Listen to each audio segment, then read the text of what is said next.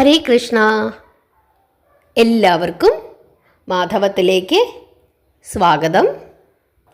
നമ്മൾ ഇന്നലെ പറഞ്ഞ കഥ എല്ലാവരും കേട്ടോ?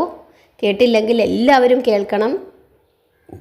വളരെ പ്രത്യേകതയുള്ള ഒരു കഥയാണ്. നമ്മളെല്ലാവരും മനസ്സിലാക്കിയിരിക്കേണ്ടുന്ന ചില കാര്യങ്ങളൊക്കെ അതിൽ ഉൾപ്പെടുത്തിയിട്ടുണ്ട്. കജനും ദേവയാനിയും അതിൻ്റെ ബാക്കി ഭാഗം ഇന്ന് അടുത്ത വീഡിയോ ആയിട്ട് ഇടുന്നുണ്ട്. ഇനി നാളത്തെ ദിവസം ഒരു വലിയ പ്രത്യേകതയുണ്ട്. 2024 സെപ്റ്റംബർ 17 ചൊവ്വാഴ്ച ചതുർദശി തിഥിയാണ്. ഈ ചതുർദശി തിഥിയെ അനന്ത ചതുർദശി എന്നാണ് പറയുന്നത്. വലിയ വലിയ പ്രത്യേകതയുള്ള ഒരു ചതുർദശിയാണ് നാളത്തെ ദിവസം. അതായത് മഹാവിഷ്ണുവിനെ അനന്തൻ്റെ രൂപത്തിൽ പ്രാർത്ഥിക്കേണ്ടുന്ന ദിവസമാണ് അനന്ത ചതുർദശി. പ്രാർത്ഥനയ്ക്ക് അല്ലെങ്കിൽ പൂജയ്ക്ക് ഏറ്റവും ഉത്തമമായ സമയം എന്ന് പറയുന്നത് നാളെ രാവിലെ 6:12 മുതൽ 11:44 വരെയുള്ള സമയമാണ്. വിഷ്ണു സഹസ്രനാമം ജപിക്കുക, ഭഗവാനെ പ്രാർത്ഥിക്കുക, ഭഗവാന്റെ 108 നാമങ്ങൾ ജപിക്കുക, ഹരേ കൃഷ്ണ മഹാമന്ത്രം ജപിക്കുക, ഓം അനന്തായ നമയെന്ന് 108 തവണ ജപിക്കുക. ഇനി ഇതിൻ്റെ പ്രത്യേകതയും ഫലശ്രുതിയും അറിയാം. എന്താണ് ഇതിൻ്റെ ഫലപ്രാപ്തി? അതറിയുന്നതിന് മുമ്പായിട്ട് ഈ കഥയൊന്ന് കേൾക്കൂ. യുധിഷ്ഠിരനും മറ്റു സഹോദരങ്ങളും പാഞ്ചാലിയും രാജ്യമെല്ലാം നഷ്ടപ്പെട്ട് വനവാസത്തിന് പോകുന്നു. ആ സമയത്ത് ഇവരാലോചിക്കുന്നുണ്ട്, എന്തുകൊണ്ടാണ് തങ്ങൾക്ക് ഈ ദുർഗതി വന്നത്, ഇനി എങ്ങനെയാണ് നമുക്ക് ഇതിനകത്തു നിന്നൊക്കെ ഒരു പരിഹാരം ഉണ്ടാകുന്നത് എന്ന് ചിന്തിച്ചപ്പോൾ ഭഗവാൻ ശ്രീകൃഷ്ണൻ അവരെ കാണാനായി അവിടേക്ക് വരികയാണ്. ആ സമയത്ത് യുധിഷ്ഠിരൻ ചോദിക്കുന്നു ഭഗവാനോട്, ഭഗവാനെ, എന്താണ് ഞങ്ങൾക്ക് ഈ ദുർഗതിയൊക്കെ വന്നത്? ഞങ്ങൾക്ക് ഇനി ഈ ദുർഗതിയിൽ നിന്നും എങ്ങനെ ഒരു മോചനം ലഭിക്കും?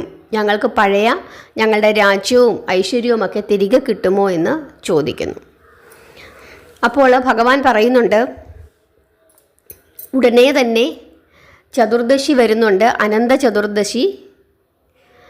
ഭാദ്രപദ മാസത്തിലെ ശുക്ലപക്ഷ ചതുർദശി വളരെ വളരെ പ്രത്യേകതയുള്ള ചതുർദശിയാണ്. ഭഗവാനെ അനന്തമായ രൂപത്തിൽ പ്രാർത്ഥിക്കണമെന്ന് പറയുന്നു. ഉടനെ യുധിഷ്ഠിരൻ ചോദിക്കുകയാണ്, എങ്ങനെയാണ് അനന്തമായ രൂപത്തിൽ പ്രാർത്ഥിക്കുന്നതെന്ന്. ഉടനെ ഭഗവാൻ പറയുകയാണ്, മഹാവിഷ്ണു ശേഷനാഗത്തിൻ്റെ അനന്തൻ്റെ പുറത്താണ് ഭഗവാൻ കുടികൊള്ളുന്നത്. അന്തവുമില്ല ആദിയുമില്ല. ആ രൂപത്തിലാണ് ശേഷനാഗനുള്ളത്. അതുകൊണ്ട് തന്നെ ഭഗവാനും അനന്തനും ഭിന്നരല്ല, രണ്ടും ഒന്നു തന്നെയാണ്. അനന്തനില്ലാതെ ഭഗവാനുമില്ല, ഭഗവാനില്ലാതെ അനന്തനുമില്ല.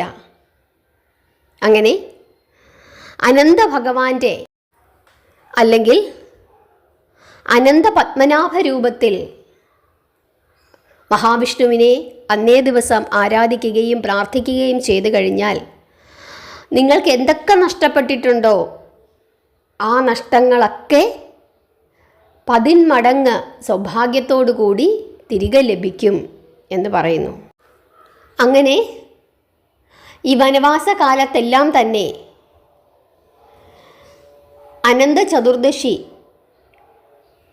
യുധിഷ്ഠിരൻ വിദ്യാവണ്ണം ആചരിച്ചെന്നും അന്നത്തെ ദിവസം ഭഗവാന്റെ 108 നാമങ്ങൾ ഉച്ചരിച്ചു പ്രാർത്ഥിച്ചുവെന്നും അനന്തായ നമ, ഓം അനന്തായ നമ എന്ന് 108 തവണ 4 നേരം ഭജിച്ചുവെന്നും പറയുന്നു.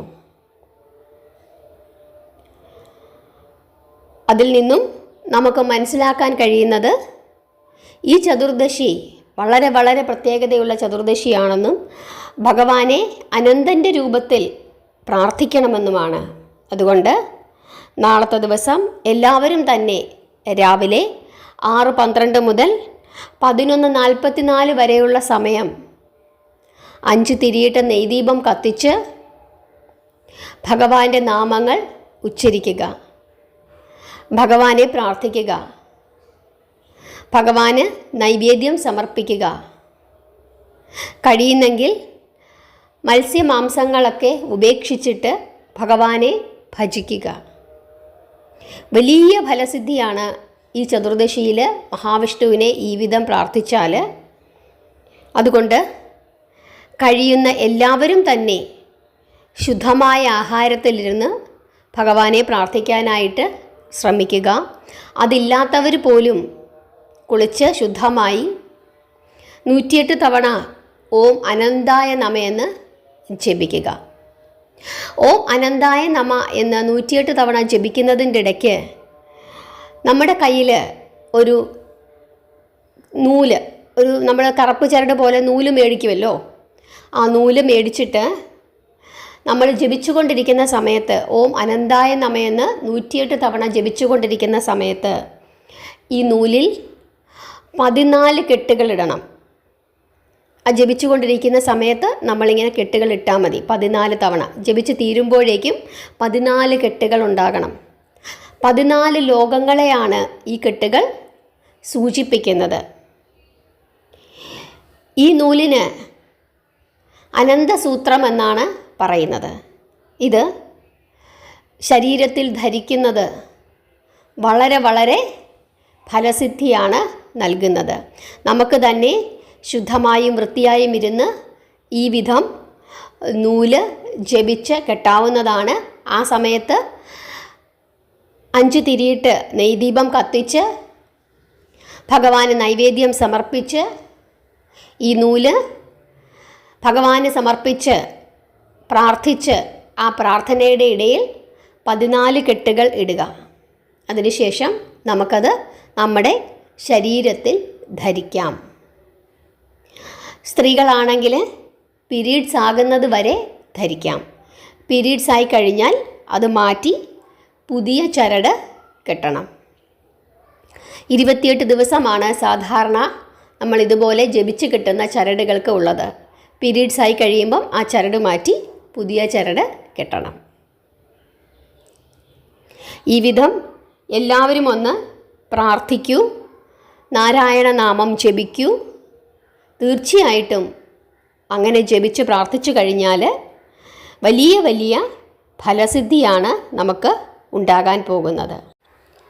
ഈ വിധം പ്രാർത്ഥിച്ചാൽ നഷ്ടപ്പെട്ടുവെന്ന് കരുതിയ സകല ധനങ്ങളും ഭഗവാൻ തിരിച്ചു നൽകുമെന്നാണ് വിശ്വസിക്കുന്നത്. നമുക്ക് തിരുവനന്തപുരത്ത് ശ്രീ പത്മനാഭസ്വാമിയുടെ തിരുനാളായിരുന്നു തിരുവോണത്തിന്.